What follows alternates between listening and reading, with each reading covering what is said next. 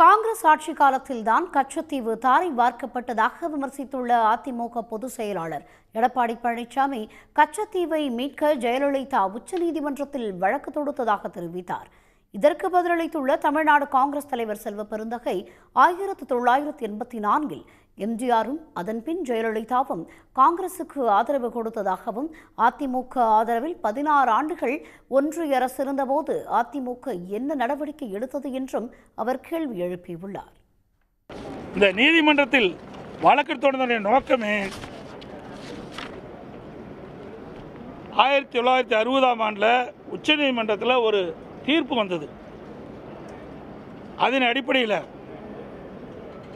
அன்றைய மத்திய அரசு பெருவாரி பள்ளம் என்னும் பகுதியை அன்றைய ஈஸ்ட் பாகிஸ்தானுக்கு தாரை வார்க்க வேண்டும் என்று விரும்பியது. அப்போது அது வங்காளதேஷ் அன்றைய தினம் அது கிழக்கு பாகிஸ்தானுக்கு, ஈஸ்ட் பாகிஸ்தானுக்கு என்று குறிப்பிட்டிருந்தார்கள் வழங்குவது. அப்போ இதை பற்றி ஜனாதிபதிகள் கருத்து கேட்டது. உச்சநீதிமன்றம் தெளிவாக தீர்ப்பளித்தது. இதில் கிழக்கு பாகிஸ்தானுக்கு தாரை வார்த்து செல்லாது என்று உச்சநீதிமன்றம் கொடுத்தது. அதாவது வங்காளதேசிலிருந்து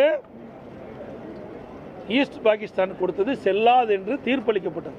அந்த அடிப்படையில் தான் இந்த வழக்கை தொடர்ந்தார்கள். ஏன் இவங்களும் இருந்தாங்களே? எம்ஜிஆர் இருக்கும்போது காங்கிரஸில் இருந்தார், ஜெயலலிதா அம்மா காங்கிரஸில் இருந்தாங்க, கூட்டணியில் இவங்களும் இருந்தாங்கல்ல. மாண்புமிகு முதலமைச்சர் அவர்கள் கொண்டு வந்த கச்சத்தீவு தீர்மானத்தை காங்கிரஸ் பேரியக்கம் வரவேற்கிறது, ஆதரிக்கிறது. அதே நேரத்தில் சில உண்மைகள் மறைக்கப்பட்டிருக்கின்றன. அன்னை இந்திரா காந்தி அவர்கள் தாரை வார்த்து கொடுத்து விட்டார்கள் என்று ஒரு சில தலைவர்கள் அங்கே பேசினார்கள். அது உண்மை இல்லை. உண்மைக்கு புறம்பான செய்தியை பரப்பி வருகிறார்கள். உடனுக்குடன் செய்திகளை தெரிந்து கொள்ள சன் நியூஸ் பெல் ஐகானை கிளிக் பண்ணுங்க.